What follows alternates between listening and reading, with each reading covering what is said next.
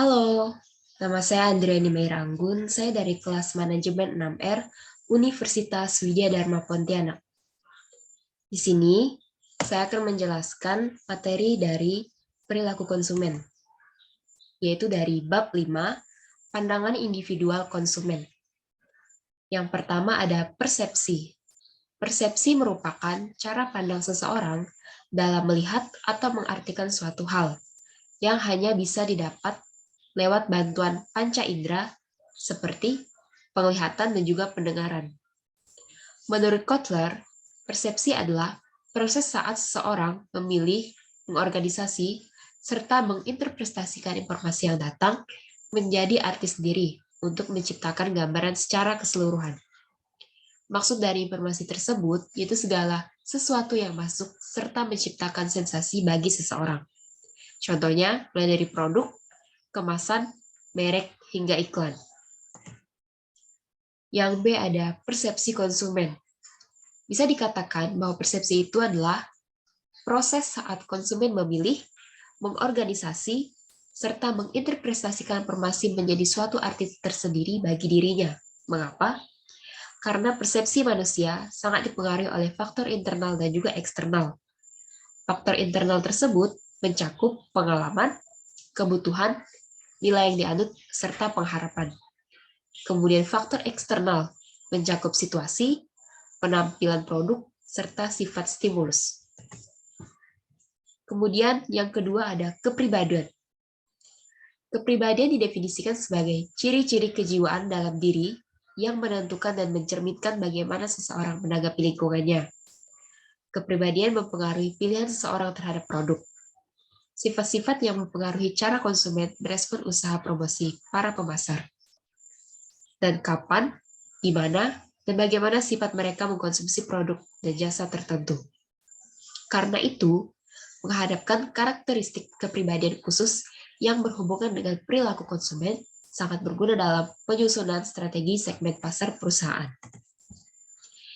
Ada 3 sifat kepribadian. Yang pertama, mencerminkan perbedaan individu. Hal ini dikarenakan karakteristik dalam diri yang membentuk kepribadian individu merupakan kombinasi unik berbagai faktor, maka tidak ada 2 individu yang betul-betul sama. Yang kedua, sifat konsisten dan bertahan lama. Suatu kepribadian umumnya terlihat sejak manusia berumur anak-anak. Hal ini cenderung akan bertahan secara konsisten membentuk kepribadian kita dewasa nanti. Yang ketiga, kepribadian dapat mengalami perubahan pada berbagai keadaan tertentu, karena adanya berbagai peristiwa hidup seperti kelahiran, kematian, dan sebagainya.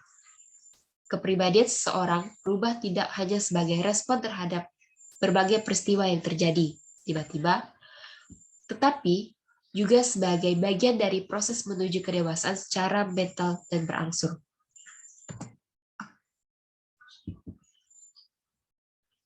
Kemudian ada teori kepribadian menurut teori Freud atau Neo-Freud.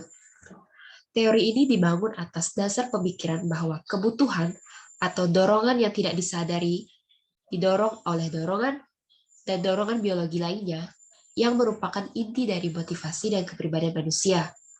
Berdasarkan analisisnya, Freud mengemukakan bahwa kepribadian manusia terdiri dari 3 sistem yang saling mempengaruhi, yaitu ID, superego, dan ego.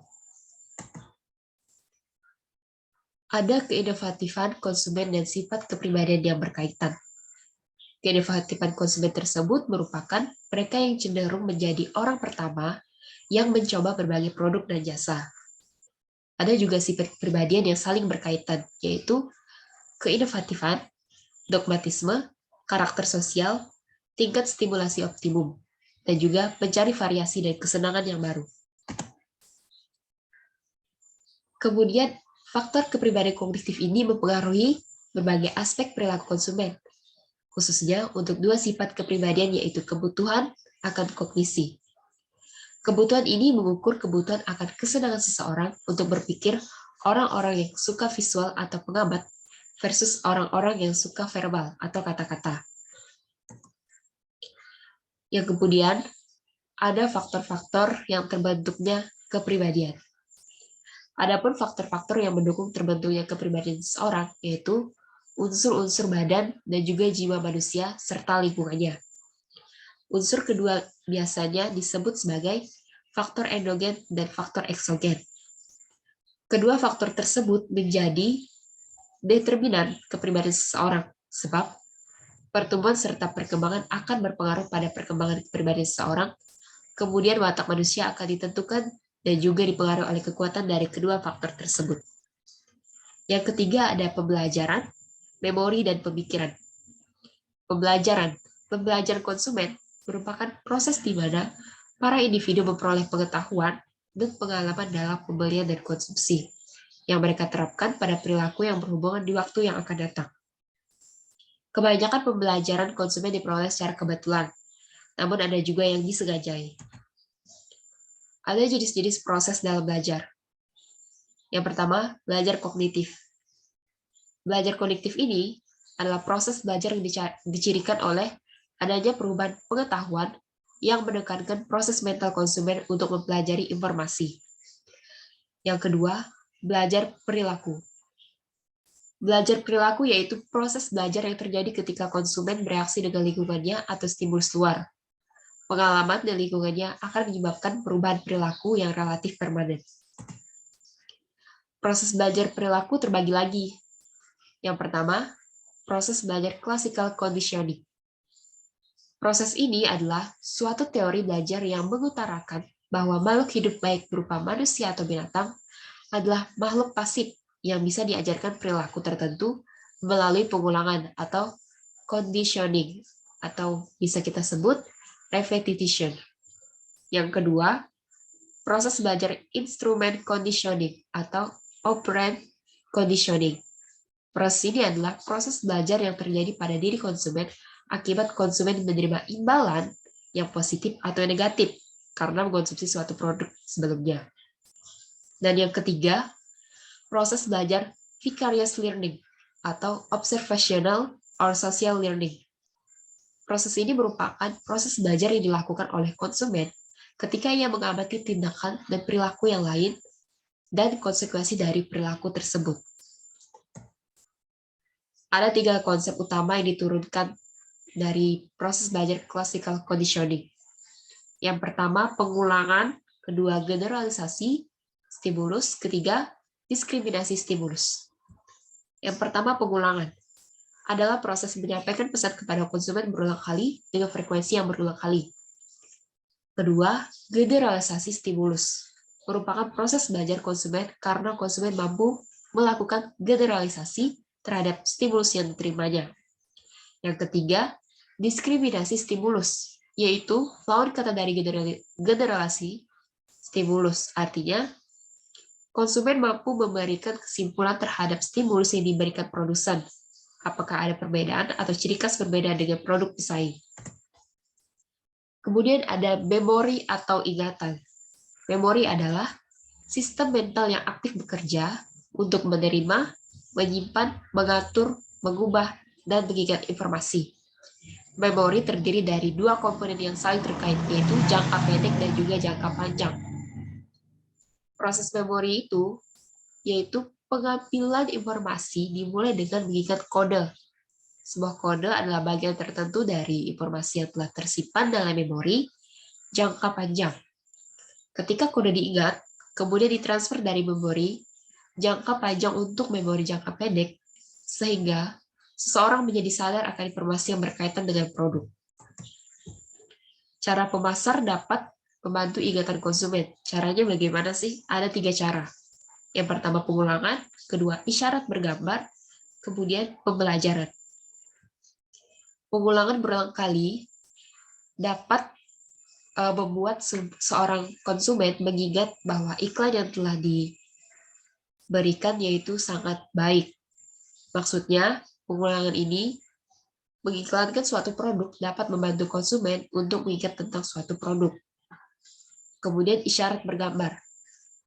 Rangsangan ini bergambar lebih mungkin untuk menangkap perhatian, yang menjelaskan sebagian besar konsumen cenderung melihat rangsangan visual sebelum mereka terlihat atau melihat teks. Kemudian yang pembelajaran. Konsumen dapat membaca karena konsumen harus enkode dan menyimpan informasi sebelum mereka dapat mengingatnya. Ada pemikiran. Pemikiran sebuah atau seorang konsumen yaitu proses menggunakan akal untuk mempertimbangkan sesuatu. Hal ini mencakup berbagai proses mental yang berbeda, seperti mempertimbangkan ide atau proposisi atau menilai itu benar atau tidak. Konsumen ketika akan membeli suatu barang seringkali memikirkan tentang beberapa hal. Yang pertama ada kebutuhan atau keinginan, informasi, harga suatu produk, kualitas produk, review dari pembeli lain, dan juga waktu pengiriman. Yang terakhir ada motivasi. Pengertian motivasi itu sendiri, ada dua ahli yang memberikan pengertian. Yang pertama, Setiadi. Setiadi mendefinisikan motivasi konsumen adalah keadaan di dalam pribadi seorang yang mendorong keinginan individu untuk melakukan kegiatan-kegiatan guna mencapai suatu tujuan. Kemudian dari Sumarwan menyimpulkan bahwa motivasi itu muncul karena kebutuhan dirasakan oleh konsumen itu sendiri. Kebutuhan sendiri muncul karena konsumen merasakan ketidaknyamanan atau state of tension yang harusnya dirasakan dan yang sesungguhnya dirasakan. Kebutuhan yang dirasakan tersebut mendorong seseorang untuk melakukan tindakan memenuhi kebutuhan tersebut. Kemudian motivasi bisa disimpulkan lagi menjadi kekuatan pendorong yang mendorong orang untuk bertindak untuk mewakili alasan dimiliki seorang untuk bertindak atau berperilaku dengan cara tertentu. Kebutuhan adalah keadaan atau hal-hal yang diinginkan atau diminta dan mereka mengarahkan kekuatan motivasi. Dapat disimpulkan juga bahwa motivasi merupakan motivasi yang akan mendorong seorang konsumen untuk membeli. Mengapa? Karena motivasi ini dipicu oleh ketegangan psikologis yang disebabkan kebutuhan yang tidak terpenuhi. Individu berusaha baik secara sadar dan tidak sadar untuk mengurangi ketegangan ini dengan memilih tujuan dan perilaku selanjutnya yang mereka antisipasi akan memenuhi kebutuhan mereka dan dengan demikian membebaskan mereka dari ketegangan yang mereka rasakan. Apakah kepuasan benar-benar tercapai tergantung pada tindakan yang ditempuh karakteristik kepribadian membantu tujuan yang ditetapkan individu dan tindakan yang mereka ambil untuk mencapai tujuan ini?